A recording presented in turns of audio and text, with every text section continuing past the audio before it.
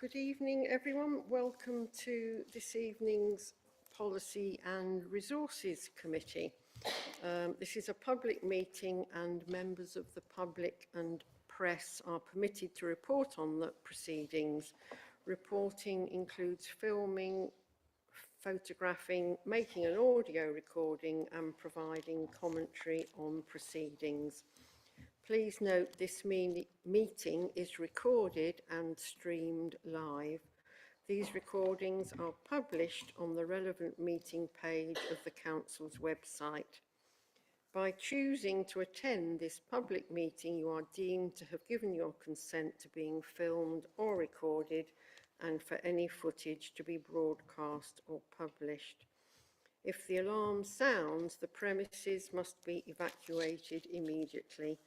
Do not spend time collecting personal belongings. All emergency escape routes are clearly signed. Once you have left the building, the assembly point is in the High Street opposite the Guildhall.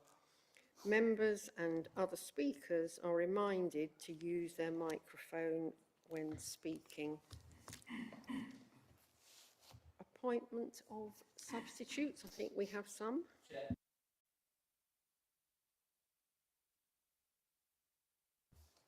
Okay, thank you. Declarations of interest? Anywhere? Alina? Thank you, Chair. Just in the interest of transparency and openness, we should declare that I am a member of Worcester Disability Forum in respect of item number 9 and also the Chief Officer of a disability charity based in Worcester. Thank you very much. Public representations? No, I see no public. Which brings us on to the minutes of the last meeting, which was the meeting of the 4th of February. So if I go through page by page, any comments or amendments? Page 1, page 2,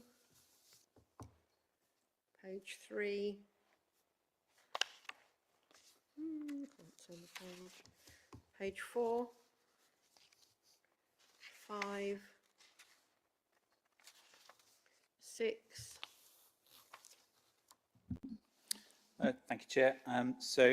The final paragraph of the minutes for proposed budget and medium-term financial plan end with any material changes in respect of service delivery will be brought to members before making a final decision.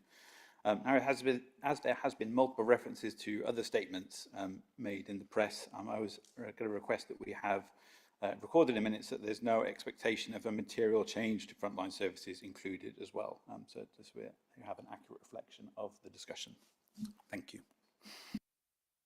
I understand, having kind of looked back on the tape, officers are happy for that to be added. So in terms of process, Julian, do I need to write it on the minutes that I sign, or you'll... I think I'll record it in minutes this meeting, and I can unpublish and republish the minutes the last meeting, so we'll cover it those ways. Okay, thank you. So that's page 6, page 7, page 8. Okay, thank you. So the first substantive item then is energy saving measures at St Martin's Gate multi-storey car park and St John's Leisure Centre. Thank you. As you've just indicated, there are 2 items on this report. The first is bringing back a revised proposal for solar panels at St Martin's Gate multi-storey car park. And the second item is a new proposal for solar panels at St John's Leisure Centre. So the Martin's Gate proposal is to close the uppermost level, level 5, completely to car parking and lay the solar panels on a short frame on the deck. That's obviously different to the previous proposal, which was to put the PVs on steel stanchions across the car parking, which would lose a lesser number of car parking space. This revised proposal actually produces as much electricity as the previous proposal right across both levels of the top deck, because we're not leaving space for kind of traffic circulation. And it's been on the basis of estimates received and estimates for looking at the savings in our electricity costs. All electricity generated by these panels would be consumed on site. So we're factoring in a saving in our energy costs. When you factor that in, the cost of borrowing and an element of loss of car parking revenue, it does produce a positive rate of return of 2.5%, which is obviously a lot better than the proposal which didn't proceed in September. So that's the first item. The second item for solar panels on the roof of St John's Leisure Centre, again, that has been costed and estimated using the contractor that we've been using at Purdiswell Leisure Centre. They've provided a quotation on that, and that shows quite a healthy rate of return if you make the assumption that the electricity savings there are, we put a value on that in terms of what the saving is to Freedom Leisure. Obviously, that's a negotiation between the council and Freedom Leisure, how that is treated. So I hope you've read the report, and those are the two proposals, and obviously I'm happy to answer any questions. Thank you very much. So open the floor. See Adam, Alex, Karen, Jill. Oh, hang on, I need to write them down or I'll forget everybody. Just a second. Adam, Alex, Karen, Jill, Robin, Louis. That'll do for starters then. Adam? Thank you, Chair. I want to address some of the financial issues implied in the spending of this. Welcome as it is to be seeing the Council proposing to carry out carbon saving investment and recognise fully the importance of that in today's world. We as a council are in difficult financial circumstances, and later reports will talk about the medium-term financial plan and the pressures which we'll be under over the next few years. And indeed, there's some references to the sort of spending we should be making in the capital and the investment strategies, which are later on in the agenda. In my book, when a local authority is choosing to make investments from its capital budget, and I know the capital isn't sitting there in the bank at the moment, we have to go to borrow to getting it, but wherever, if it was in the bank, we have to look carefully at what is the best way of investing that. And when local authorities have capital, it's always better to see that that funding, that spending, as a gearing in of extra money to the city, either from the private sector or from external sources, particularly central government, but increasingly private sector when it comes to energy saving and carbon management is a good example of that. So it's for prudent financial reasons, I feel that the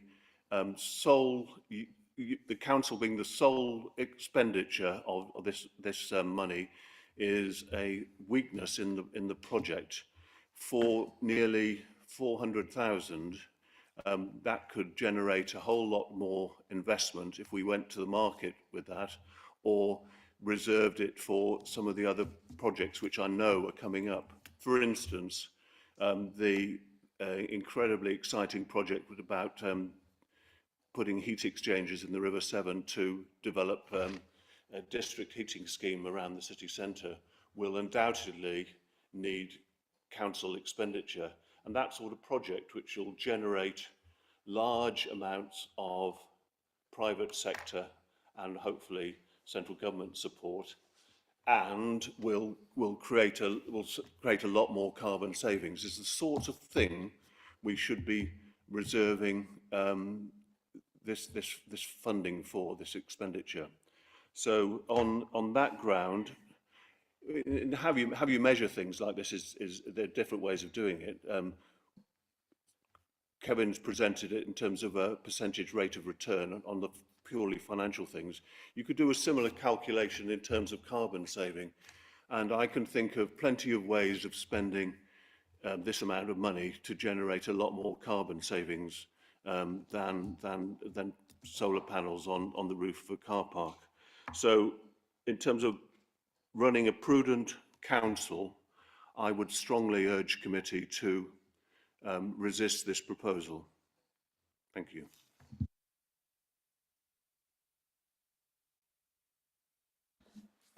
Thank you, Chair. I must say it's very surprising to hear a councillor who once described himself as greener than the Greens to be saying that we shouldn't be putting solar panels on a car park.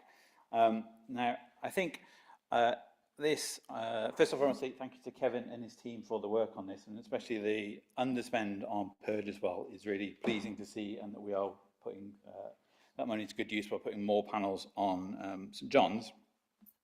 In terms of St Martin's Gate, I can't really think of a reason not to vote for this based on our own policies, the number of things that we have voted for in the past. So it has a positive return on investment, and I think I said in the last meeting where we were looking at the original plan to put them on stanchions, that even though that was showing a 0.5% return on investment, that assumed that we were going to be keeping level electricity prices for the entire 25 years. And now, if we look at how inflation of electricity prices has gone in the last 20 years and applied that again, by the time we get to year 25, we're looking at a return on investment of almost 40% per year. So I can't really think of a better way of spending the money. And when we talk about financial stability of this council, here we are with an investment opportunity in front of us that will generate an income for this council and help close our budget gap. And how we can discuss not voting for that, again, I can't understand. We've declared a climate emergency at this council. We expect to be net zero by 2030. This project on its own will take care of 5% of the city's carbon output. And do we have 20 other projects in the hopper that are going to reduce our carbon output to get us to net zero by 2030? Or are we saying at this point that we're just giving up because we can't do it because we might not make as much money as we could? I really think we should be emphasising that the opportunity to use all of the power on site is an extremely beneficial minimum carbon thing to do with electricity generation, because there's no losses of moving this power anywhere else. It will get used on site for electric cars that are being used in this city for residents. Our transport plan that we passed, I think, last year or the year before, that looks at reviewing our car parking allocations in the city. So although there are some reductions in car parking from this, we have systems in place coming forward that will be looking at how much car parking do we need in the city. And the government has a target of 50% of short journeys being made by walking and cycling and public transport by 2030. So again, I don't see how reducing the car parking spaces conflicts with that. So for many, many reasons, I will be supporting this, and I think we definitely should, because otherwise future generations will be asking us, what did you do about the climate emergency? And it's like, well, we didn't think it was a appropriate return on investment. So I will be happy to support this, and I thank all the work for officers that have gone into this. Thank you. Oh, thank you, Chair. I've got a couple of things. When we're talking about the river project, we know that this is an extremely long-term project. It's nowhere near any completion at the moment. It's likely to cost millions. And, you know, this amount of money will make no difference to it at this stage. It needs a large investor, and it needs somebody who's actually going to take that energy from us, who aren't even on board yet. You know, there's lots of work going on, but we're at a very early stage.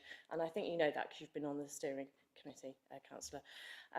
So I'd love that scheme to go ahead, but I can see how, you know, what we need to do with this climate emergency is actually fund technology and things that are available to us now. And the officers have done a huge amount of work on this, haven't they? We've got actually almost two options here. We had the project before on the stanchions. We've got this project that isn't. I would expect that one of these is acceptable to members. The other thing I was going to say is that obviously the solar panels are brilliant on the leisure centre, both of them, you know, to save energy for our sports centres when sports centres are closing around the country, and swimming pools have as well.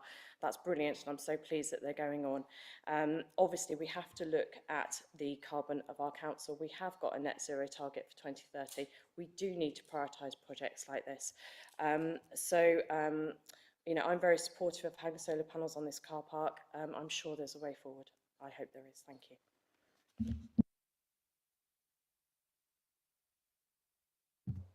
Thank you, Chair. So I'm here for Councillor Riaz, and I was going to read something that is very close to what he fed back to me about this, if that's all right with everybody. So one point he was keen to make was it's inconsistent with the city plan to do this to this amount of car parking. The costs are not solely outlay and savings, other costs are incurred. This reduces income, it reduces spaces and puts parking spaces, that is, and puts increasing burdens on side streets. It doesn't account for pressures of future development like Sherifsgate, etc. It will have a big impact on peak tourist season and around the Victorian Fair, which we may look to expand to longer than 3 or 4 days. So it doesn't make economic sense. It saves no money. It's a vanity project, and it will bankrupt us. Thank you.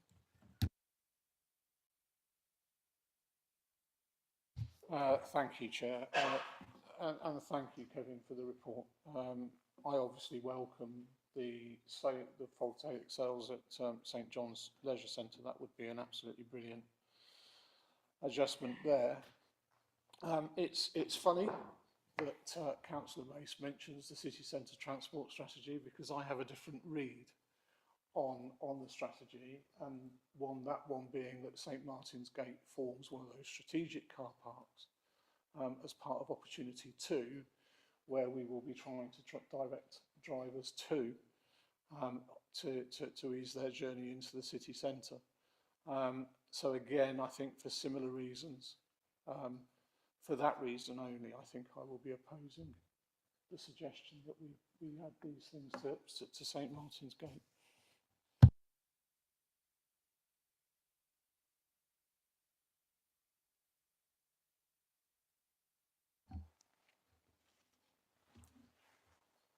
I think we've got to remember that we all agreed that to declare a climate emergency by 2030 and to be carbon neutral. And we have seen across the world tornadoes, wildfires, we've seen everything. And it's incumbent on us as a city council to do what we can as a local government to show leadership, to show that we are prepared to invest in renewable technology. And this, I believe that the government is pursuing a growth agenda.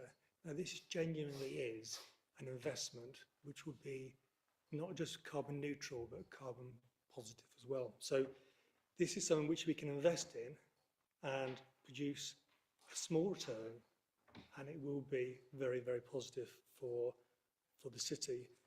Now, I think the elephant in the room really isn't really about the finance. I believe the problem that a number of councillors have got is they are concerned about the loss of car parking spaces, because before, when the original proposal was made back in last summer and autumn, when there was a 2.5% return, that was deemed to be okay.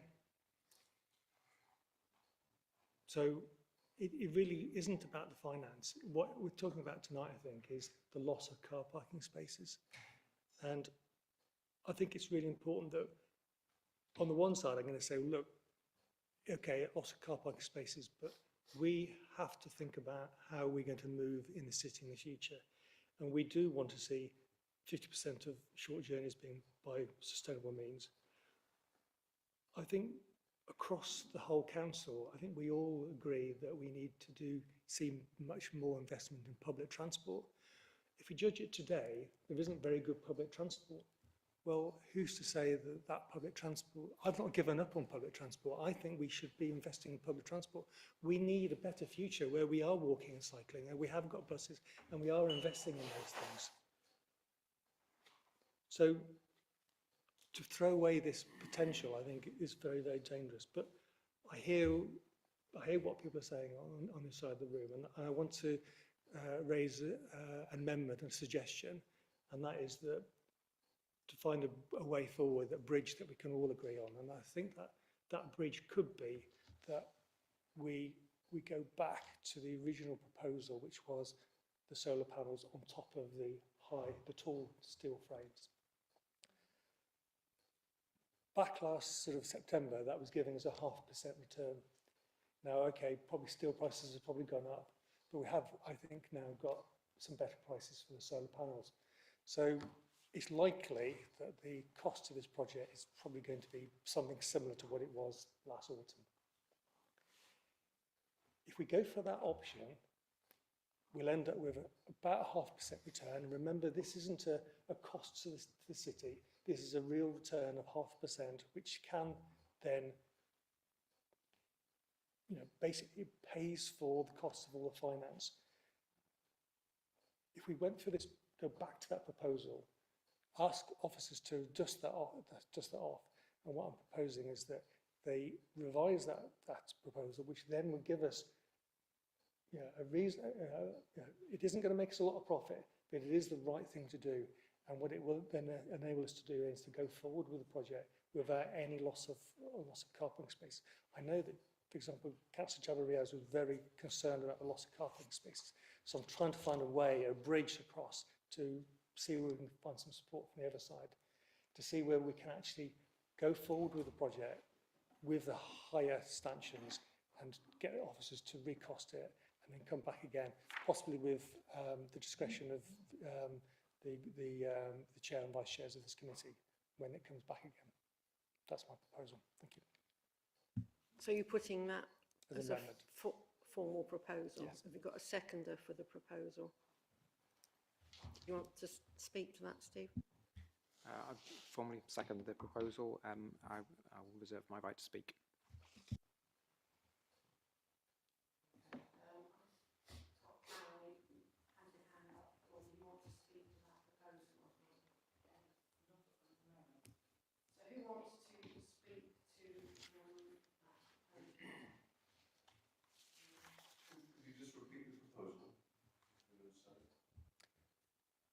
It's to go back to the scheme that the committee looked at in September last year, where the solar panels would be on a steel portal frame. If you look at paragraph 2.2 in the report, it's going back to that proposal, and the committee decided in September that a 0.5% return on investment wasn't adequate to go ahead.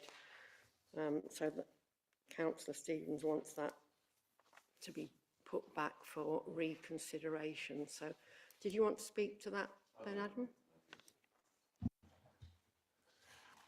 Adam?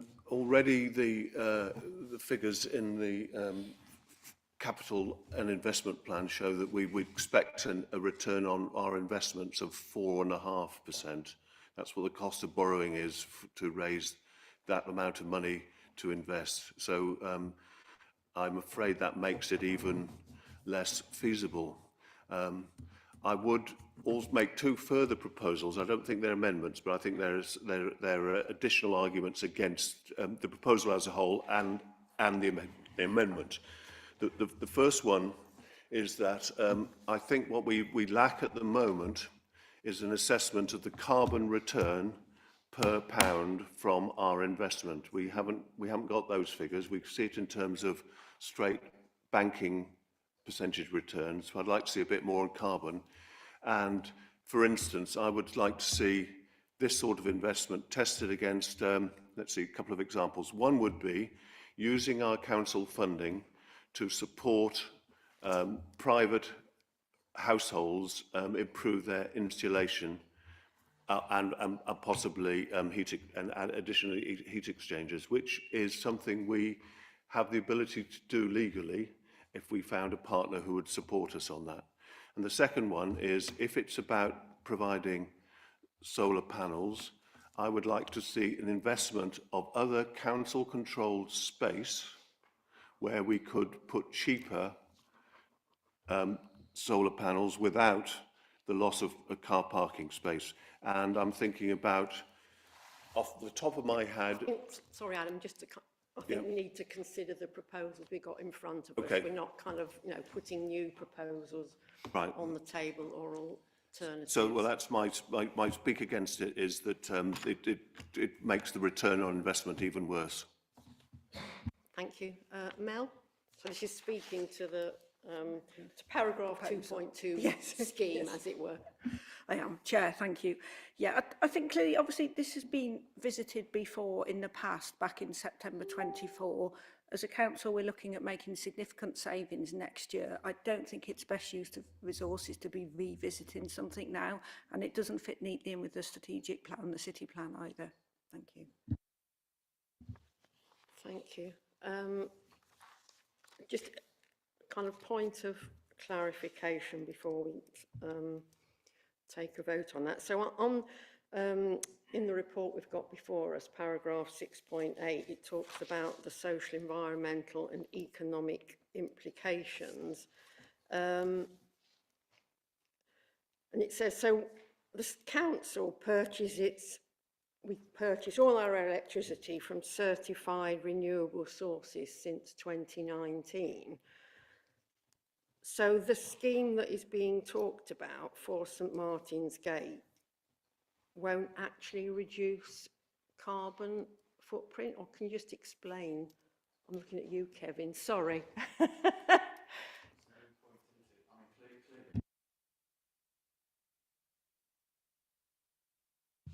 Thank you. I mean, clearly the solar panels will be generating renewable electricity, but if you kind of looked at how we classify our own carbon emissions, we obviously take account of the fact that paying a full and certified kind of green tariff, we are purchasing our electricity through kind of in effect renewable resources. So on that basis, this investment per se is not kind of reducing our own carbon emissions, but very clearly it is producing electricity from a renewable resource. And one presumes that that makes up for somewhere else in the country. Thank you, because I think that's part of the overall essence of what people are trying to weigh up. Alex? So just a point on certified renewable power generation, that includes such things as the Drax power station, which burns wood chips, and they've repeatedly been found to be cutting down old forests in Canada and using those for powering the fire, and that is certified electricity. So using power that we generate on site doesn't have carbon losses from transmission and doesn't involve burning wood chips from Canada from ancient forests.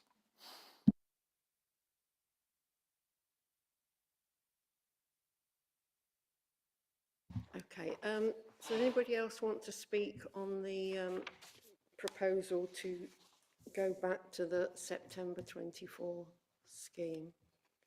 Steve? Thank you, Chair. I'm sort of confused and surprised by the arguments that I'm hearing from the Labour councillors to sort of backtrack on a project that, I don't know, to my mind, you know, has very little risk associated with it to our financial sort of situation, has the potential for some financial gain, but that isn't the point of the project. I mean, you know, you don't put solar panels on, you know, as an investment opportunity, you know, per se. That's a sort of a side effect. I think, you know, our officers are very careful in how they cost out the projects. You can see that from PERD as well, that we've got £77,000 extra that we can now reallocate elsewhere. And I think they're also conservative on the estimates for return on investment in terms of what's going to happen with electricity prices and so on. So I think it's quite likely that return on investment would be substantially more going forward. If you want to look at this purely as a money-making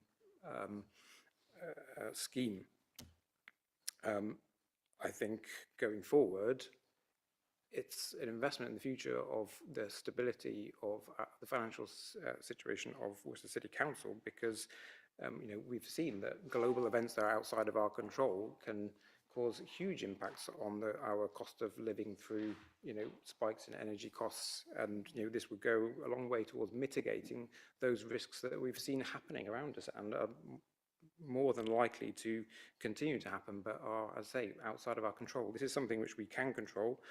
We just need to make a decision which makes sense financially, because we'll make some money from it, not a lot, has very little risk associated with it, and you know, will have a positive effect on our council's stated objectives of becoming carbon neutral. I mean, what's not to like? Yeah, thank you, Chair. I just want to go back because, you know, I'm Vice Chair of Environment Committee, and I know some people don't sit on Environment Committee and might not know that there are themes and aims of the sustainable strategy of this council. One is to be a carbon neutral city. It's to reduce the carbon emissions from all aspects of the council operations and buildings, but also to provide strong leadership on opportunities for reduction.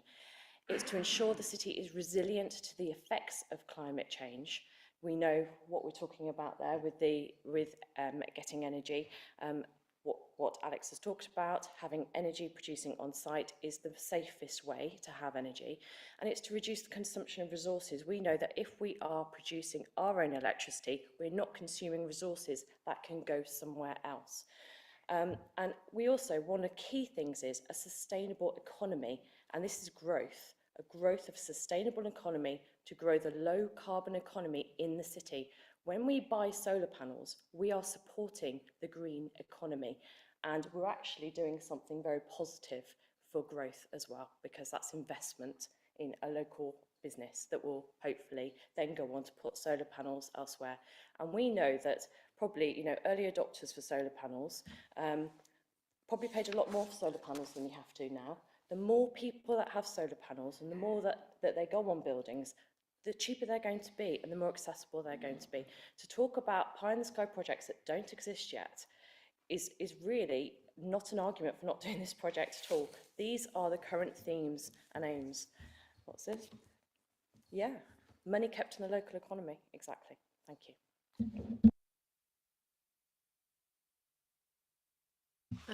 Thank you, members. It feels as though we are kind of continually talking about this project. I think I'm really conscious actually the amount of officer time that has been spent on investigating this scheme and permutations of the scheme. So initially in October 23, it seemed within our overall circumstances at the time to be reasonable, but then costs changed and the revised scheme, the revised costings that were looked at after sort of more detailed work in September 24, that scheme's not viable, and that's why this committee made the decision for it to be re-examined. the loss, I hear that, some people are implying that, car park spaces are really important. It's interesting how a future projection of better bus services versus other ways of using money, it's really important. We have to make this decision today for the circumstances and the finances of the council today, and there are a number of policies brought to bear on this decision, and I hear the argument about the sustainability option, sort of slightly that some sustainable energy is better than others doesn't seem like the strongest argument to be borrowing money for Worcester City Council to be borrowing money for nicer sustainable energy. The issue around the loss of car park spaces is partly the city centre transport plan, and one of the actions that we as a council are able to deliver and have control of within that is about working towards reducing some of the smaller car parks and to have the centralised one. So it seems perverse, I guess, to be looking at losing some from the central place. I hear that, the proposal in front of us is going back to the September 24 version that does retain car park spaces or loses fewer. So can we have a vote on that proposal? So it's on the September 24 option that's in paragraph 2.2. So those in favour of going with that proposal? That's 5, 4. All those against? So that's 8 against. So that proposal is lost. Thank you. So going back to the original report, I'm conscious that Councillor Holmes, you wanted to speak? Kind of gone a bit, thank you, Chair, but it has kind of moved on a bit. Yeah, I hadn't appreciated until I've reread that we'd still be losing with 38 car parking spaces to have the stanchions there. And I do feel that, we don't want to discourage people to come into the city centre, and we do want to concentrate that parking. Also, that as we move towards a unitary, I'm aware that we shouldn't really build up too much debt. I would be not very happy with. So unless someone can come back with some grant funding to support this, as we've been able to do with the sports centres, then or some other form of input, then I think I can't support the St Martin's Gate. But I'm very, very pleased with the sports centres, ones which are up on the roof, nicely protected from vandalism, and will be very useful. Thank you. Any other speakers? Jill? Thank you, Chair. So I'm relatively new to this proposal, not being on environment. I haven't really come across it before, but I think it's fantastic to have solar panels. They're just in the wrong place, and I know it's too late to fix that in this report, but that's why I can't support it. Thank you. I think it's important. I think perhaps if we take the two proposals in our report separately, it's really welcome news to have an underspend on the Purdyswell solar panel project. It's not often we get underspends, and to use that money on the St John's Leisure Centre is absolutely brilliant, and that all of the energy will be used on site, and it will absolutely contribute towards keeping the leisure centre open, which is really good, and is about investing in our assets. To be clear, to the public, watching, the scheme for St Martin's Gate, we already have some solar panels. This is about putting even more on. Either which way, a loss of significant numbers of car park spaces. And it's also worth, well, it is within the report, part of the plans around Shrub Hill and the redevelopment of Shrub Hill is based on a sustainable location in theory, but also that is close to significant public car parking. So it's not absolutely certain that the scheme that's before us of putting solar panels on St Martin's Gate on the level and losing 55 spaces, whether it's an open question whether that would get planning permission, and part of the calculation around that would be around loss of car park spaces in the sort of context of strategic planning. So if I can, let me how we separate out.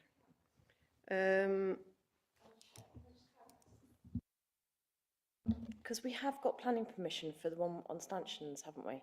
So at some point, there was agreement to put the project in for planning by councillors and officers. So, you know, when we're talking about wasted time, what a wasted opportunity, because this new one will have to have planning again. And obviously I'm talking, so I can't chair it now if it comes to planning committee. But you know, if you want to get planning for something, the resources that go into it, we've already done it. It just seems such a waste of resources that we've voted against this other one that, you know, that we had planning for. Why did members let it get to that stage and now reject it? I don't understand, because to me, that is a waste of resources.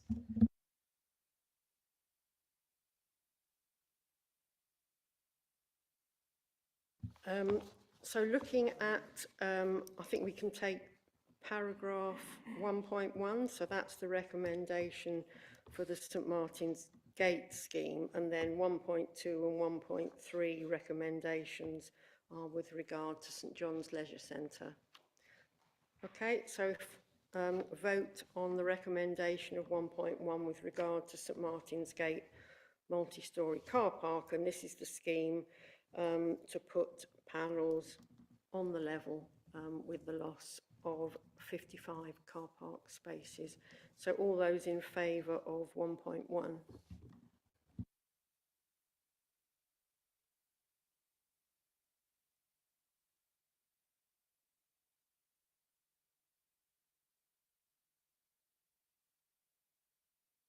Thank you very much. So if we can take a vote on paragraph 1.2 and 1.3 together, which is the St John's scheme. All those in favour?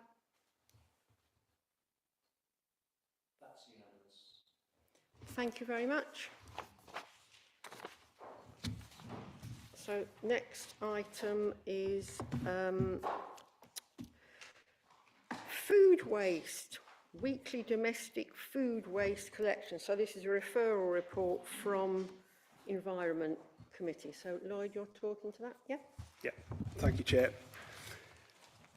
As you say, Chair, this is a referral report from Environment Committee and it relates to the capital purchase of food caddies, bins and caddy liners.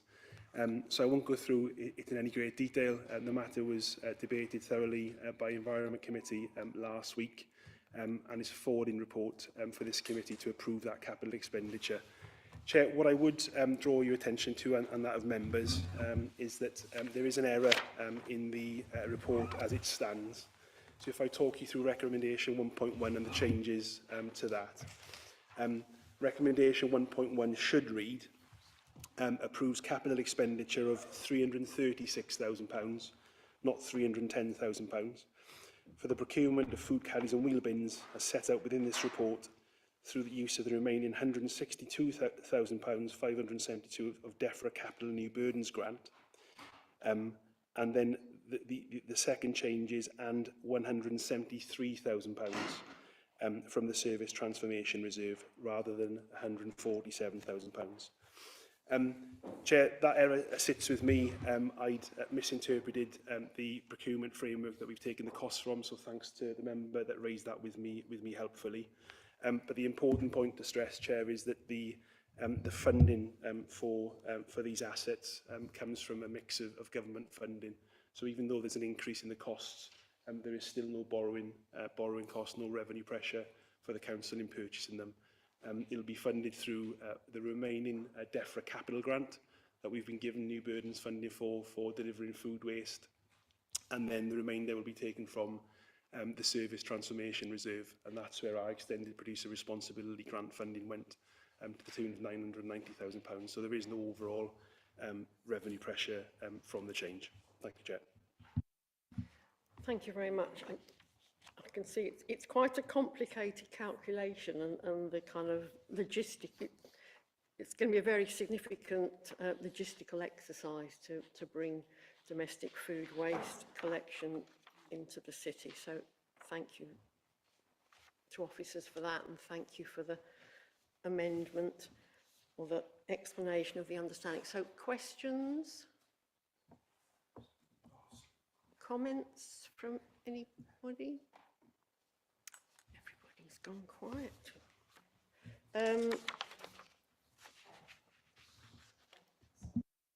I just thought I'd say, you know, because obviously Environment Committee, this was debated quite extensively, so it has already, you know, had some scrutiny. Thank you.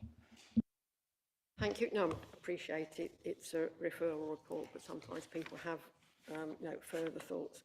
So yeah, I mean, to go to food, to begin domestic food waste is a government requirement, actually a requirement under the last government, and this is a step further towards achieving it. So recommendations come because of the scale of the expenditure, capital expenditure, need to come to this committee. So we've got the corrected figures, capital expenditure of 336,000 to procure food caddies and wheeled bins as set out in the report through the use of 162,572 of DEFRA Capital New Burdens Grant and 173,428 from the Service Transformation Reserve. So all those in favour of that investment? Thank you. That's unanimous. A step closer. We now have item 7, capital and investment strategies. I think this might be Rachel's first solo report, so welcome. No pressure then. Thank you, Chair. What you've got in front of you is the capital and the investment strategy, so they're very much in line with previous years in terms of the detail that's in them. They're quite meaty documents. There are no sort of real significant changes in them, except I would like to draw your attention to paragraph 3.1 about the preferred option. And just noting there about the flexible use of capital receipts.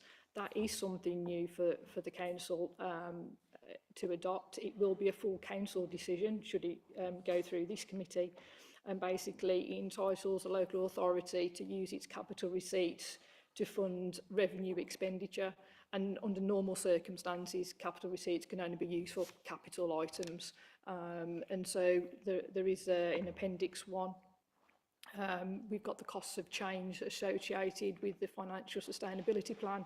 And the intention is that capital receipts that are generated or we've already got from previous financial years that haven't been applied will be used to fund that cost of change should it be needed. So that's all I wanted to say on this, but happy to answer any questions. Thank you. Adrian? Thanks, Chair. I was really taken in particular in terms of the risk implications that, of where we are on our capital assets I guess, which we don't really get a mention in the actual strategy, but quite clearly what's coming down the road in terms of local government reorganisation for this city council has got implications for our assets. And we're at the moment, we've got existing running costs to maintain those assets on an annual basis, which is not particularly drawn out of our budget when we look at a budget each year. We've got the question of the investment which has gone into running those buildings, and we've also got the question of what is the value worth of those buildings. And that includes not only those which we've purchased in recent years in order to sustain an income stream, but also those which we've inherited on behalf of our forebears, such as this one. Where do we get a kind of an angle on what our property portfolio costs are going to be like in relation to, particularly in relation to reorganisation, I guess, and ownership, and the thing about not handing over debts to new authorities. But I mean, I'm not surprised, but I'm slightly concerned that they don't seem to appear within these strategies, but they must appear somewhere. So how do we make sure that we protect those and deal with them properly? Yeah, no, it's a really good question, and a lot of, well, Kevin's left now, but he could probably be able to tell you how much he spends on maintaining those sort of buildings, and I think it's about us pulling that information together and perhaps reporting to a separate committee, or perhaps pulling it out with our sort of revenue budget in terms of how much goes on from that angle, but then also within the capital stream, you've got that ongoing investment as well. So in terms of a building like this, there'll be sort of a number of different funding streams. So I think it's important that we put it together, and then depending what happens with the future with local government reorganisation, nobody thinks that they can just suddenly cut or make significant savings from a property portfolio. Yes, I think in a sense, whatever goes forward, it would be of interest to members of the council, because I don't know that we've sort of specifically looked at our heritage portfolio and actually the implications for our council taxpayers and you know, within our overall kind of property and responsibility, completely aside from their heritage and identity importance, but actually as the sort of finances of that, I think that would be of interest. So thank you. Alex, you've got... Thank you, Chair. So I had a couple of questions on point 2.9 of the covering report. It says that we expect to use £500,000 of capital receipts to pay for transformation costs, such as exit costs associated with staff reductions. What capital assets are we expecting to dispose of in 25-26 that will contribute to that amount? And on page 40 of the pack, 11 of the strategy, it mentions municipal mutual insurance, which I've seen come up in various reports, but I don't actually know why we continue to put money aside for insurance we held 30 years ago. So I was wondering if you could give them a bit more explanation of that, please. Yeah, sure. We can actually use capital receipts from previous sales, and one of the items that I'm told that we sold, that the city sold in 23-24 was Sanderson Walk. So that would be an example of one we've got there. And then there's a couple more that I believe have been to the market in the past, but sales not gone through, and then we can actually just try the market again. So there's a couple of options on the capital receipts. In terms of MMI, I'm going to struggle to pronounce it, but it's sort of linked with mesothelioma. But yeah, I'm not going to say it again. So a lot of those schemes were, you know, local authorities sort of underwrit the MMI scheme back in, must have been the 60s, 70s, and because of sort of the health-related claims, there's no sort of time limit on those. So people can now make claims. Because local authorities did underwrite it, the scheme administrator has made all local authorities make a contribution of 25% to any claims that are actually made. What this refers to here, 10%, is knowing that all of the claims haven't been processed yet, so we're putting 10% aside as an extra provision just in case they review the actual fund and then call on local authorities to make more money on that one. Thanks. Okay, thank you very much. And if people weren't aware, mesothelioma relates to asbestos exposure, so it's got a very, very long time frame between exposure and actually people becoming ill, and it's a recognised industrial disease. And my brother, who was an architect, died of it in September last year. So, any other questions, comments? Okay, thank you. How we use our capital and where we invest it is really important. So thank you for that. So the recommendation actually is to recommend this document to council so that it can be formally adopted.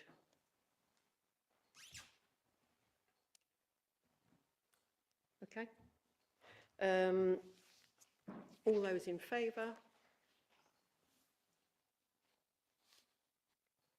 Okay, I've got 8 in favour. Those against? Abstentions? Okay, Green councillors have abstained, but the vote has gone through then. Thank you.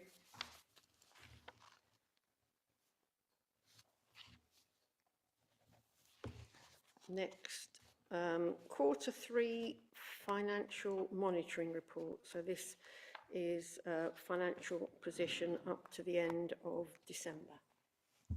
Yeah, thank you, Chair.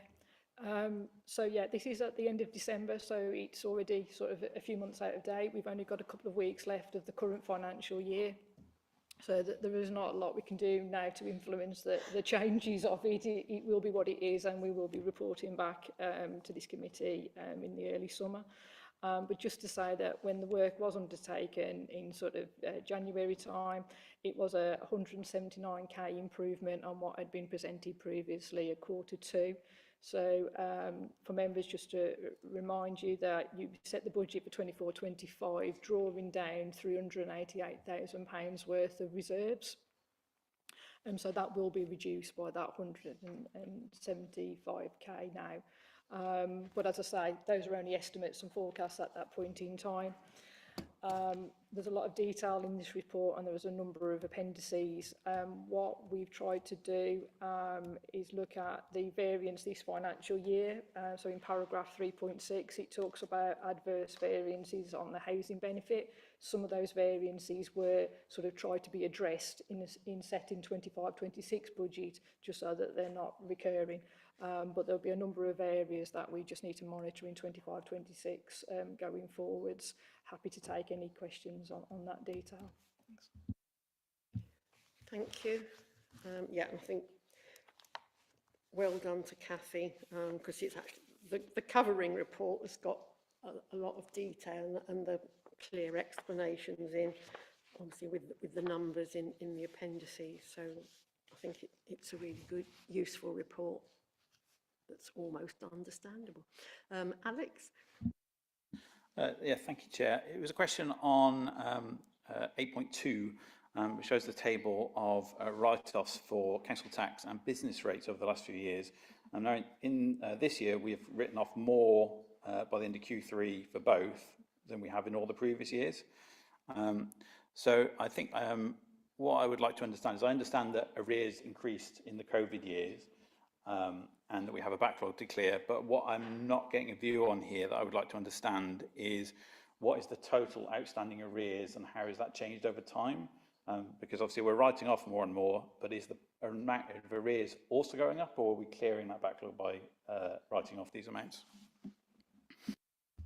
Yes, thank you. I think it's probably best if I can get sort of a written reply to the whole committee there, giving you some details of those trends in terms of the total that's been outstanding on the 31st of March over the last few years, just to give it a clear picture.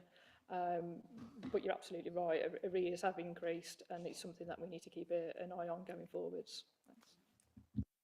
Thank you very much. Am I right, because I had a question about that, in terms of the sum of money, is that the total amount of arrears, given that we collect money on behalf of the county council, the fire authority, etc., or is that actually, are these figures our loss to this council? Okay, the first few tables there, so in 24-25, it's £253,000. That's 100% of council tax. But then the actual, in paragraph 8.3, 8.4, the impact of all of the council tax and business rates, Worcester's share is the 195,000 that's there. So we show both in this report. And I should say that Kathy's done all the work and she would be here, but she's on some well-earned annual leave. So. I think she might be somewhere sunny and warm. Thank you. Any other questions or comments on the financial position? Thank you. So note the report, and formally this committee approves the write-offs of council tax and business rates for the quarter, and approve the repurposing of the earmarked reserves. All those in favour? Thank you. That's unanimous. Equality, diversity and inclusion strategy review. Rich Morris to the table. Our EDI officer, is that the right title? Oh, okay. So Sian to introduce and then difficult questions to Rich. Is that the idea? Thank you, Chair. Well, this committee will be aware that every year now we have an annual conversation about equalities, which is quite correct because that is a legal requirement on us and very much consistent with the, I think, the values of the individuals around the table, that this is a serious and cross-cutting issue. But I think it's, putting it in that context, I think I want to say that was not something we were doing until 3 years ago, hence the new strategy that we adopted in 2022. So the purpose of the strategy was to take an overarching view of our duties and how we could make equality, diversity and inclusion a pervasive behaviour really in the local authority. And I guess the point of having a strategy is to set out an intent and a series of actions. And I've reattached the strategy to the report. I know you're familiar with it, but just to recognise all the detailed actions that sat within the strategy itself. And fundamentally, we recognise that this was more than meeting a legal obligation. This was that all customers benefit from being seen, listened to and responded to in the city, and that we understood that we had a diverse city and we needed to acknowledge that there were improvements that the local authority could make. When we did our initial self-assessment in 2022, using the Local Government Associations framework, we considered that we could actually measure ourselves as being a good achieving authority, but that we could not say we were excellent, and we set out a series of activities to try and achieve excellence. As I say, set out in the strategy. The Local Government Association provides a really useful framework. It's framed around these 4 principles that we called the excellence aims: understanding and working with our communities, leadership, partnership and organisational commitment, responsive services and customer care, diverse and engaged workforce. And this report comes to you at the end of the 3-year strategy with a recommendation that we consider that we have become an excellent local leader in equality, diversity and inclusion. The self-assessment process has been completed with the EDI staff working group and our EDI champion, Councillor Norfolk. We have itemised, I know that again the committee will have seen an amount of this before, but we itemise at paragraph 2.8 all of the activities that have taken place because of the strategy, which is over and above our baseline activity. So these are all new things that we initiated because of the strategy. I'm also pleased to say that we have done this with very minimal budget. That's been a necessity, obviously, in terms of the way we are set up and funded. But I think it's also important that doing it as mainstream activity makes it more and more possible to sustain it and make it a routine behaviour across the council. I have to acknowledge the support of a particular group of staff working across the local authority who've really stepped forward, risen to the challenge and really understood that if there's an aspect that they can identify with and champion, that they will, and they've given great leadership as individual officers, and I would like to thank them for that. And I would also like to thank many councillors for stepping forward and doing the same. And there's been an awful lot of opportunities for councillors to say, we think you should be doing something more about that, to challenge officers, and that behaviour has really, I think, taken hold. And a recent example was when we looked at the city plan and the first round of consultation feedback on the city plan. Group leaders said to us, we think you should do more engagement with young people. So we went away and did that. And I think that sort of behaviour is exactly where we should be in terms of that challenge and response. So I do really think it's been a team effort. I would say there's absolutely no room for complacency, and there's more that we wish we had achieved in the time we had with the resources we've had. And I do think it's important that senior leadership is given to this topic at all times, because it isn't necessarily the case that every busy manager considers it's their number one priority. And I think that role modelling from councillors is very important and valuable on this topic, and I'm grateful that we have had that. Moving forward, beyond the strategy, there are a number of things where we've either got a good programme in place and we want to do something else to make it sustainable, or we haven't done as much as we would like in the time and we want to make that the next priority. So we've set out and proposed 4 initiatives, activities, priorities for the year ahead. And overall, our suggestion now is that every year we just simply set 4 priorities and make sure that we deliver on those and report back to you on those. So again, you will recognise some of these. We have had a great success with our community cohesion events, whether that's the events that we've been delivering in this building, including the weekend that's just gone. We had International Women's Day, the events we've done at the Worcester Show, and so forth. But we know that the ability to pull some of this together with something like a lottery grant would be really, really helpful as we go forward in terms of our financial challenges. They're extremely low cost events, but nevertheless, feeling that they're sustainable within the community as opposed to so that the council is just sort of facilitating and hosting sounds like a really good place to get to. Similarly, youth engagement, I think there's an awful lot of support around this table for more involvement in younger people in the future decision making in the city, and finding ways to engage with younger people that they feel is valuable to them is clearly a priority. And we have a young people's champion, and we know we need to do more on that front. Similarly, disability access, we started a programme, a sort of conversational programme about accessibility in Worcester. We have been talking to large employers and organisations in the city and some charities, but we don't feel we've done as much on that as we would have liked. So again, we feel that's a priority for next year. And in relation to training, there's been staff training, there's been member training. One really helpful piece of feedback from staff, particularly managers, is with all the different types of roles we have in the local authority and many operational roles, there's an appetite to have really helpful practical training on supporting disabilities in the workplace, so that the applied principles of how you make reasonable adjustments in some of the different roles that we have. And also councillors have reminded me that a number of councillors would be very interested in doing a training session on unconscious bias. So I'm very happy to take that forward as well.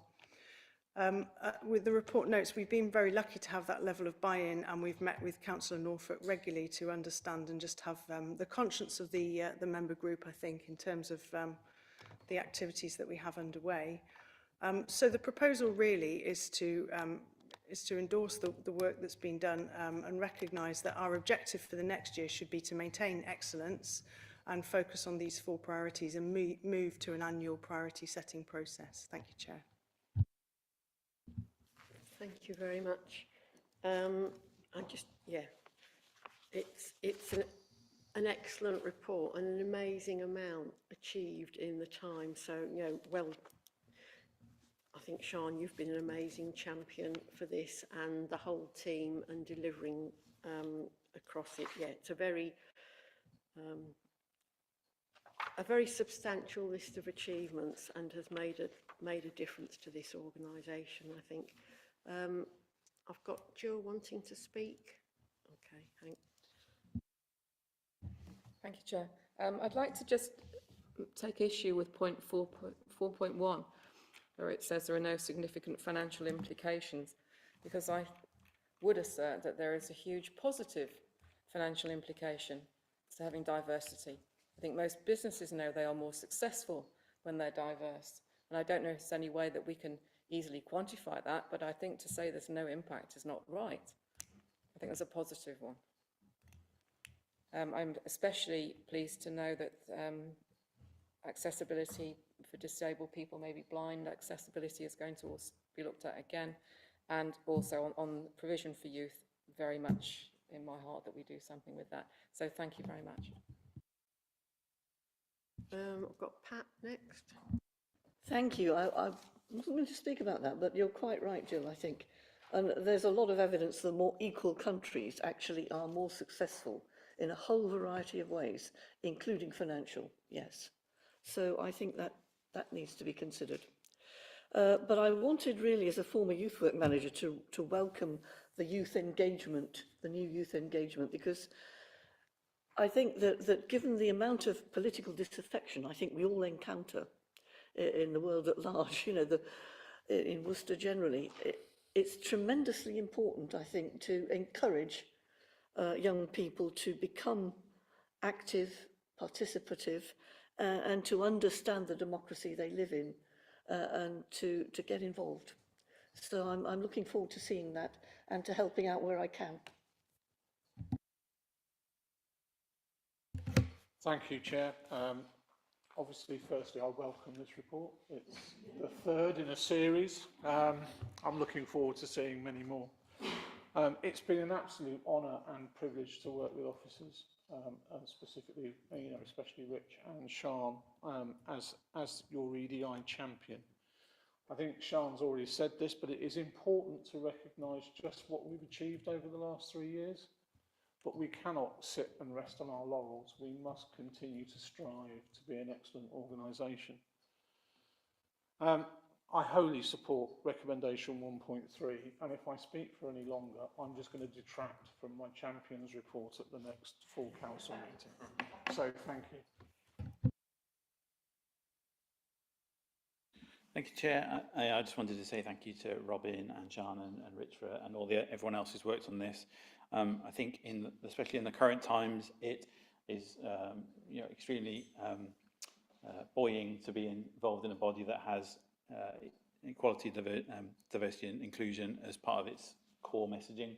You know, as somebody who is not just straight and white and male, but extremely boring and straight and white and male, it's you know, just I appreciate the range of voices and opinions we hear across the council, and events like the Windrush Day and the Eurofest and International Women's Day and all the events that have gone on, and it is an exemplar of you know, works councillors will be doing. I hope other people are looking at Worcester and seeking to recreate it. So thank you.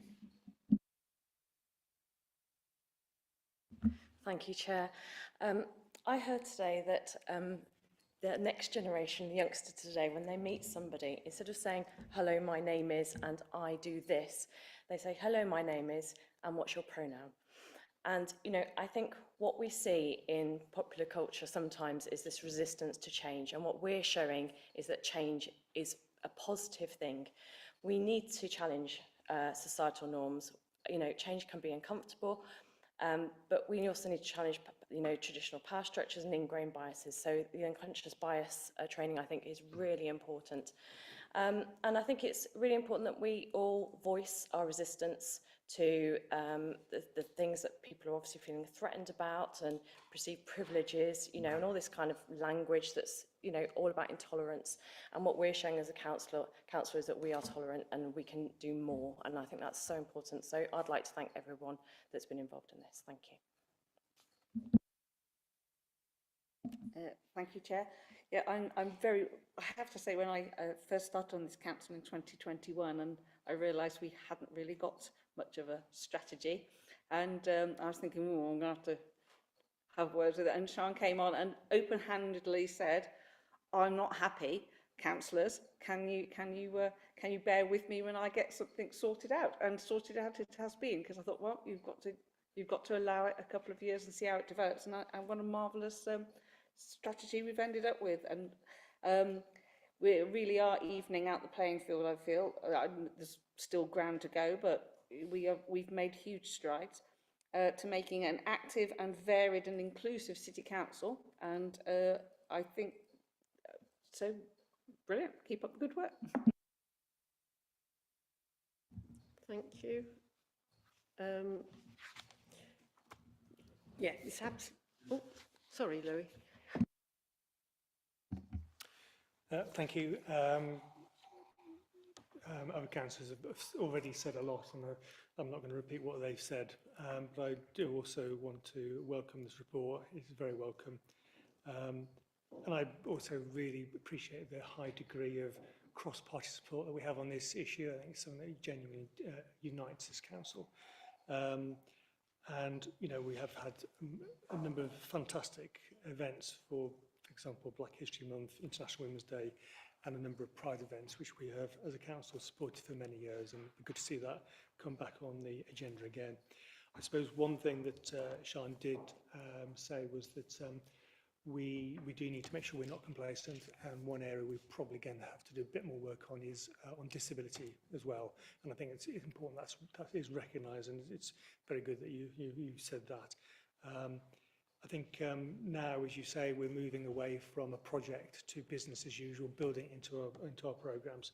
So I think the importance of the members' champion is going to be even more important, because to keep that on as a spotlight and keep the focus on, and so we don't forget about it, I think your role, if you continue doing it, it would be even more important. So congratulate you on what you're doing, and keep going. Thank you. Thank you. Yeah, I mean, there's no doubt, I think, that this organisation has been on a journey, and officers and councillors, perhaps for some councillors a longer journey or further to travel than others. But I think it genuinely has not business as usual, because I think it's changed the way of thinking and officers' way of thinking, and recent examples, I mean, if you like, just within this building. So we now have new signage with the Braille on them, which I don't think we'd have dreamt of doing 4 or 5 years ago. And I know the Tourist Information Centre, the staff there have done some training around communicating with people with hearing disabilities, and have looking to change the ways to help them communicate with that. It feels kind of invidious to pick out any particular event, but I kind of want to give a shout out that this council was awarded Worcestershire Inclusive Employer status, and as a result of that, we went with officers, but Robin Norfolk and I went to that event, and in itself it was a really inspiring event. There are other inclusive employers, and actually that is very much a kind of direct link to economic development, and inclusive employment is what I think the current government are talking about, and is giving people opportunities, and employers making the adaptations to make sure that the workforce has opportunities and is inclusive. So thank you for all that's been done. The recommendation, so noting the achievements of the Equality, Diversity and Inclusion strategy over the last 5 years, agree that next year's equality objective will be to continue to achieve excellence against the Local Government Association's equality framework for local government, and that we move towards an annual action plan with 4 key aims within that. So all those in favour? Thank you very much. That's unanimous. Well done. You've got no awkward questions. No, and proper job title. Thank you to our Strategy, Performance and Development Officer for all the work you've done.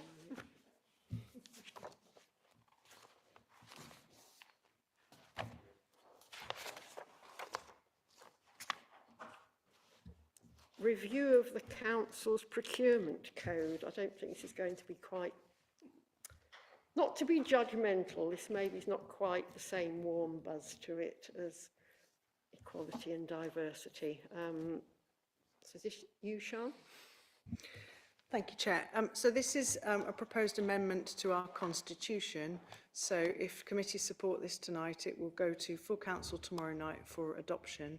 The procurement code is a set of rules, effectively. It isn't a set of strategic intents. It is the rules which keep us within the legal framework. So yeah, I haven't made it sound any more exciting, have I, Chair, by starting there. Members may be aware that one of the perceived benefits of Brexit would be more freedom in relation to procurement activity.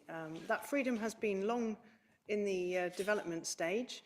Finally, the Procurement Act 2023 came into effect on the 24th of February 2025, and hence this revised procurement code is on your agenda tonight. So obviously one thing you could probably guess from the change into domestic procurement within the UK is there is no longer a requirement to advertise in Europe. In many respects, the amendments that the legislation have brought about aren't that significant insofar as you know, procurement must still be equal treatment, transparency, fairness between bidders and so forth. Higher value contracts must be advertised through competitive processes. The local authority is still subject to a duty of best value, and with all our procurement activity we are spending taxpayers' money, so it's extremely important we scrutinise all of our spend and ensure that it is delivering good outcomes in terms of price and quality. In terms of the amendments that we needed to put into effect in a new code, we're required to advertise in different places. Some of the financial thresholds are a bit different. There are effectively two ways to do a procurement process now. One is fully open and one is negotiated.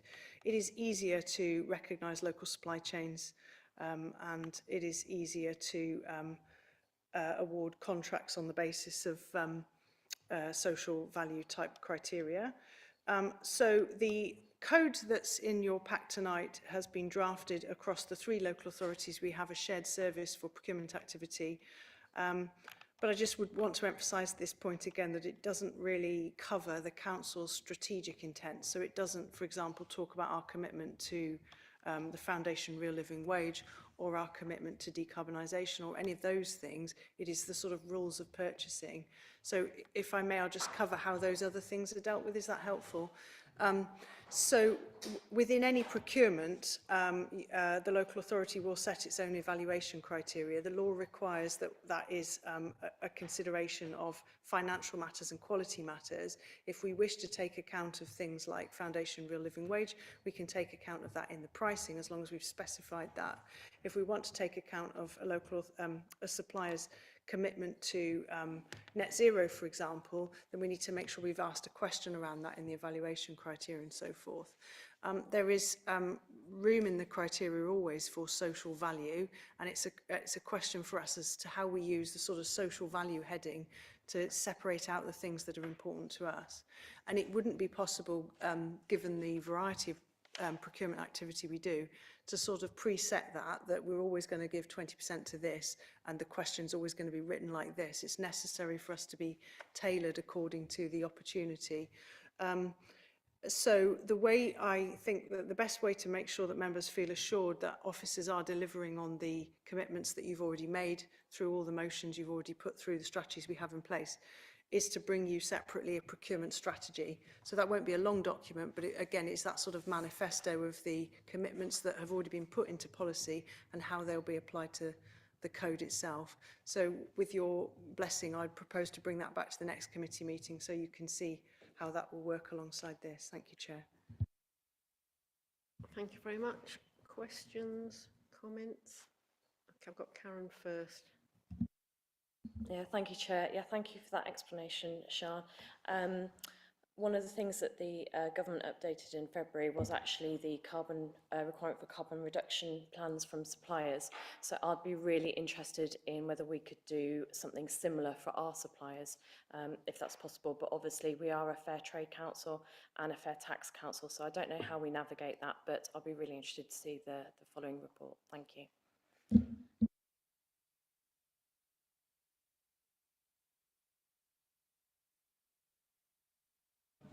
Yeah, it's a question really on the last bit that Sian was presenting there about the strategy and the things we should and must take into account when we're making a decision on which supplier.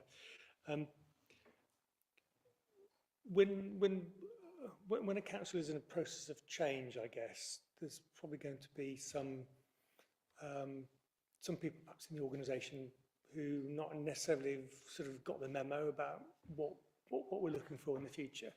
And there's really sort of perhaps a technical question really about how we as councillors can be sure that it's not forgotten about. How does it make, we can create a great strategy, but if it's not actually in the document which goes out to the supplier for the tendering, we've lost the opportunity at that stage. So how does that work? How does that get not forgotten about? Thank you. That's a really it's a really helpful question. It is absolutely the case. Yes, I feel as bad as anyone else. If you write a strategy and it stays in the drawer, you know, what's the point? What I'm familiar with from larger local authorities is the strategy covering the higher value procurements. Higher value, though, is a simple measure because it's about the significance of the contract you're letting, not necessarily the financial value. But to give you a bit of a hook, under the code, anything above the thresholds for procurement, so 130k, etc., the approval to let the contract has to come through a committee in any event. So where we do that, the committee can ask, how can we be assured that we've got the right criteria? But again, you're in a scenario where you'll then have to trust officers to implement that. What I'm used to, as I say, we're at places that have much larger purchasing portfolios, is on those higher value things, there will be a kind of template that the procurement team uses that, you know, you wouldn't deviate from 5% of the marks on this, 5% on that. That's your sort of standard template. And the process of then moving away from that would be, that would come through committee if you were making a decision to let that contract. I think on the lower value purchasing, it's about officers within the procurement team and within services getting confident about the things that are worth measuring and asking for from suppliers. So if you take social value, if you take an example of social value in terms of local supply chain, it's making sure that suppliers are bidding something that they can actually deliver, that we can actually measure them against. And because of limited resources, we can't set out huge pages of key performance indicators that we then can't measure. So it's about targeting some of our more important contracts, perhaps making sure they're quite granular. And then on the others, it's about learning from examples of where we have had good social value on a contract. So we ask for sort of biodiversity initiatives, and local suppliers offer something, and we think that's a really good way of phrasing that. We might play that back in a future procurement in how we write a future question. So it's the learning.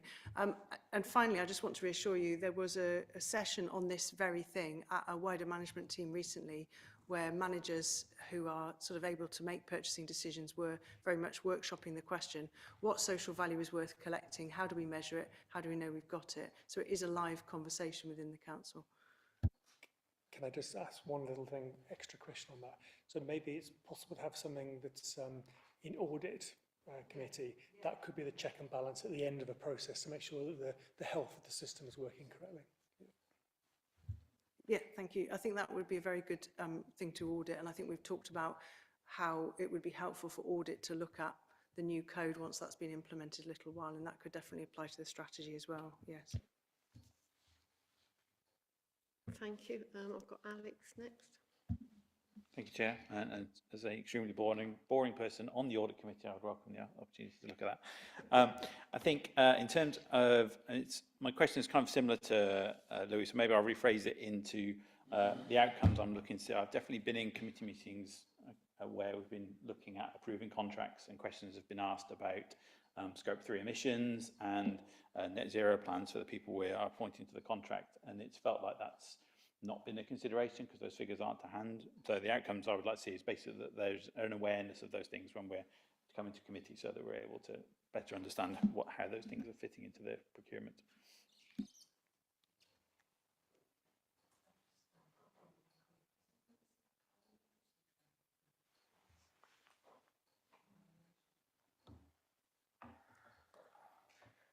Yeah, that's helpful to add.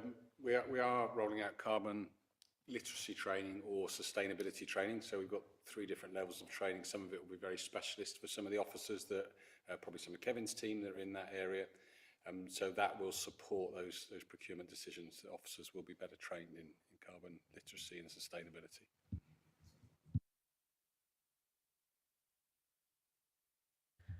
Thank you, Chair. This is a very complex document and quite substantial, and I can foresee a lot of checklists coming out of it and things like that. But I can see also that you're indicating a learning curve here and lots of teamwork that will facilitate that, which is great. You're quite right. I did want to know more about things like living wage suppliers and making sure that we work wherever possible with those. But also things like avoiding single supplier situations as much as possible.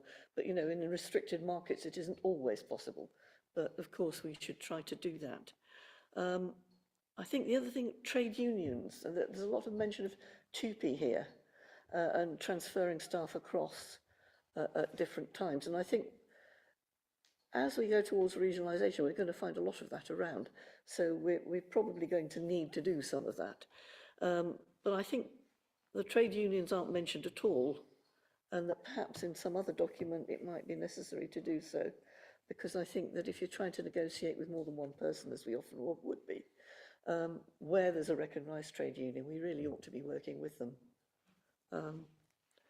And the other thing, I wasn't quite sure what I thought of on page 103, at the top of page 103, where it's the financial thresholds for works contracts has doubled, and it's now £100,000, which is quite a lot of money and can skew a budget quite easily. So I think the checks and safeguards ought to work okay. But at first I was quite unnerved by that increase.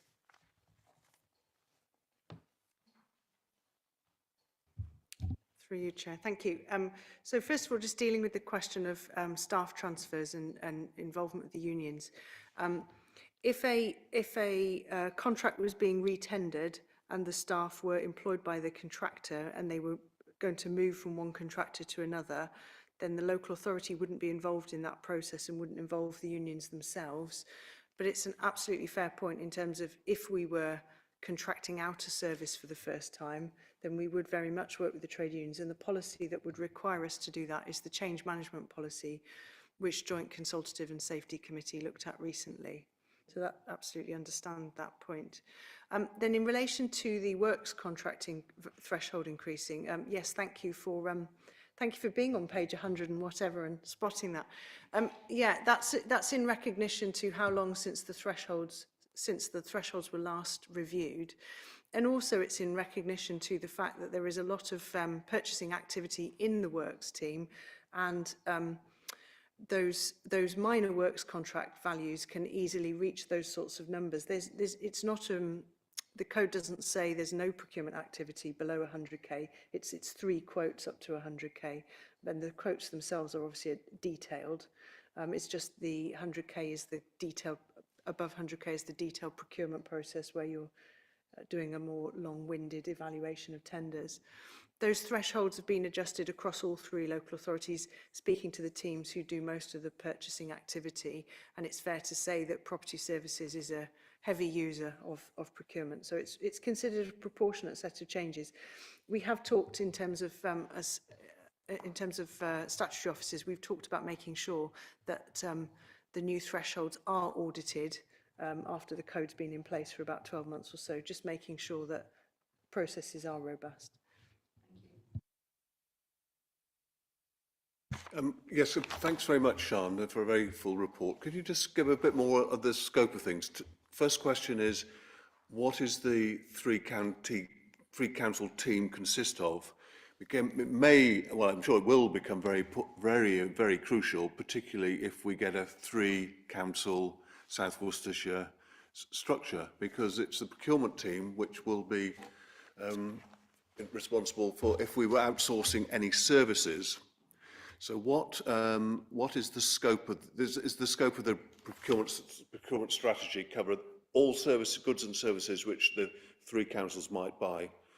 So that's the first question. And the other point would be, as well as the social, environmental, and local economic gains, don't forget, and I presume they're not foregone by the way it's being written, the third and charitable sector in terms of bidding to manage services, particularly in the more social elements of the local authorities' activities. Thank you. Thank you. Through you, Chair. Yes, in relation to the first point, the service that we have at the moment is a shared service across the 3 local authorities with 3 colleagues who work in procurement. When this council has had to do a particularly complex procurement, we've supplemented that resource with external legal support. So when we procured a developer for Sansom Walk, which some of you around the table will remember, we spent time at committee talking about the evaluation criteria, and then we used a law firm to make sure that we were having a really sort of substantial negotiation with the preferred bidders to make sure that the contract we were going to enter into was going to deliver us the social outcome we want. We spent quite a long time on that. And then similarly with the Scala contracts procurement, we've used external legal advice to supplement the resources of the in-house team. It's my understanding that the other 2 local authorities do the same, but it's also fair to say I think Worcester City Council's put quite a lot of complex procurement their way in the last few years with the investments we've had in the city and the ambition that there's been around the table. The team are asked to do all manner of things, as you say, goods, works and services at all thresholds. They're excellent team, lots of templates, provide lots of training, but there is a limit to their capacity on the higher value complex things. So then it's always the responsibility of the local authority to supplement that resource if necessary. So again, if any of the local authorities was moving to something like an outsourcing scenario, which I know we're not discussing today, that would be supplemented by external expert advice, I'm quite sure. So then turning to your second point, I'm just trying to remember what it was. Third sector. Third sector, yes. And the new legislation does obviously encourage local authorities to, all public procurement bodies, to make sure that the conditions enable bidding from third sector, charitable enterprises, etc. But ordinarily, a local authority has got this overriding duty to secure best value, which means ensuring that it's good value and good quality. So ordinarily, we would not choose to restrict procurement to one class of organisations, but it's incumbent on us to make sure that the processes we set up don't exclude people by being too onerous. And an example I'd give of that is that when we have been re-procuring contracts in the housing service, so homelessness reduction and outreach contracts, we've deliberately done a process which is quite light touch, which involves negotiation, to make sure that we aren't sort of wasting charities' time with a lot of paperwork, that when prematurely, you need the paperwork at the end of the process when you've got to your preferred bidder stage, making sure that the paperwork comes at the right time and it's proportionate to the contract you're trying to award. Thank you very much. I'm not seeing any other hands up.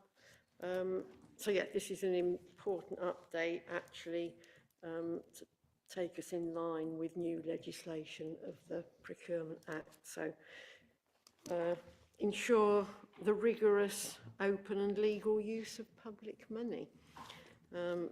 So the recommendation for this committee is to recommend to Council the adoption of the revised procurement code as set out in Appendix 1, with delegated authority to the monitoring officer to make any necessary minor drafting amendments prior to publication. All those in favour?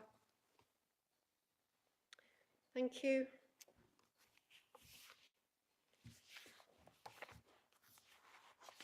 last but not least, proposed committee performance card. Your moment is here, David. Thank you, Chair. Yeah, this is the proposed scorecard for this committee for 25-26. The main points have changed really from last year. So the 24-25 scorecard included the off-log metrics. Those are no longer required by government as off-logs being discontinued, although actually, as it says in the appendix to the report, a number of those have been included in the scorecards of other policy committees as being very relevant for the remit of those committees. There are a couple of changes which reflect completed projects and new priority projects for this year.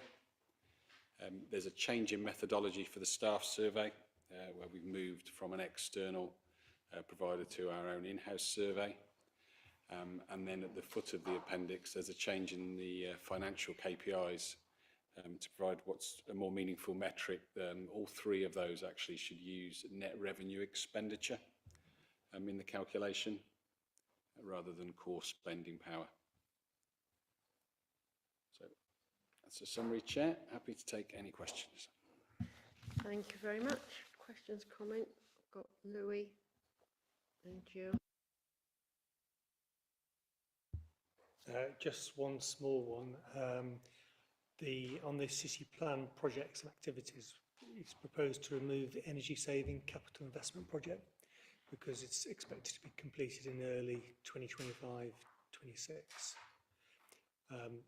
We haven't actually done that project yet on the St John's Leisure Centre. We haven't completed it on Pud as well, so I suggest that needs to be kept in for until next year. Yes, certainly there's been some discussion outside of the committee, so we can add that in. Yeah, that's going to be an ongoing project now. We've agreed that St John's Leisure Centre. Jill? Thank you. So were the staff surveys coming in-house?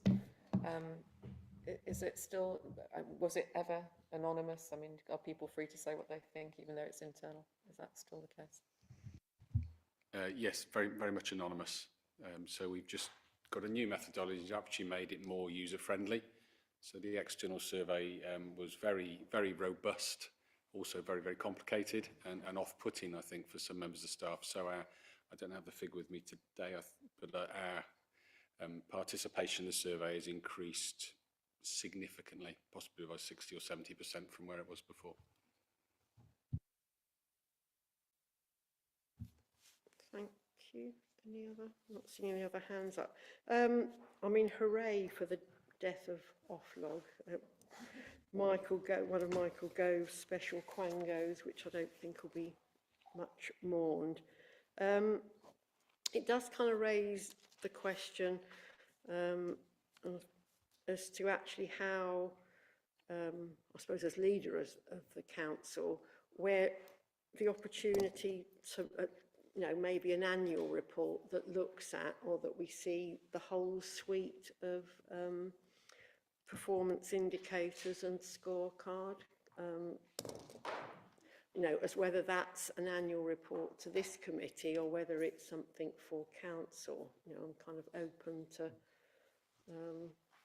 what officers think best, but if the KPIs, I mean, I appreciate, they're scrutinised within individual committees, but it's the opportunity to see the whole piece for the whole council is what I'm kind of interested in.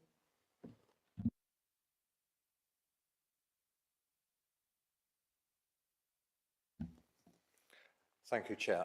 Through you, I think we have discussed this before, certainly amongst the leadership team, and certainly we could bring a State of the Nation, for want of a better phrase, report back to this committee, and if members were so inclined, we could share that with all the committees, so at least everybody's got a full set of performance figures for the year. So I don't think that would be a problem as a summary at the end of the year. Thank you. Thank you. I think that would be helpful because it also, parts of the organisation may be doing a lot better with KPIs and projects than another, and actually that's kind of thought for you know, how our resources are being used and the overall picture. So thank you. Adrian? I mean, I just sort of give some thought to how that was produced and how we saw it, because if you produce a report that's the same, but it's seen by all the committees at different points, then the opportunity to sort of move over and ask questions about this, that, and the other all gets quite complicated, and not everyone hears the same story at the same time. I mean, I wonder whether it is something that we ought to see at a council meeting. We do have annual reports at council meetings, so maybe it's that is the easiest place. But I'm you know, it just needs a bit of thought. I think that's all. Yeah, thank Yes. you. And it's absolutely not about generating more work for officers, because I'm really conscious that, you know, behind all of these, there is work and effort and data systems. So yeah, thank you. If we brought it to council, it would be less work for us because we'd only have to have one conversation, wouldn't we? So that's fine. Okay, so on that basis, so happy with the scorecard for PNR with the amendment that Louis suggested, so continue with the energy saving capital investment project as an ongoing project. All those in favour of the recommendation? Thank you very much. That's unanimous. And I'm not aware of any other business. No. Thank you, colleagues. See you tomorrow night and we can do some of these items again. Thank you.